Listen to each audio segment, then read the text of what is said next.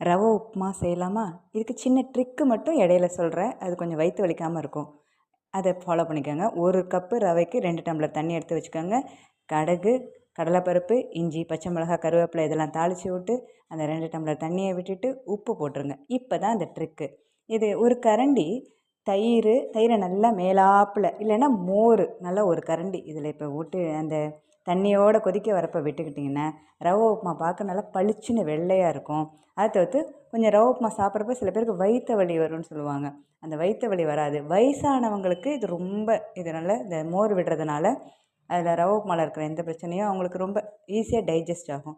So இப்போ நல்லா கொதித்து வந்த பிறகு அந்த மோரை விட்டு அதெல்லாம் பண்ண பிறகு பெருங்காயம் கொஞ்சம் போட்டுக்கோங்க. போட்டு இப்போ ரவையை நல்லா கட்டி தட்டாமல் கிளறி எடுத்து இப்போ பாருங்கள் எவ்வளோ பளிச்சுன்னு வந்திருக்கு பாருங்கள் ரவை உப்புமா. இப்படி செஞ்சு பாருங்கள், டேஸ்ட்டாக இருக்கும்.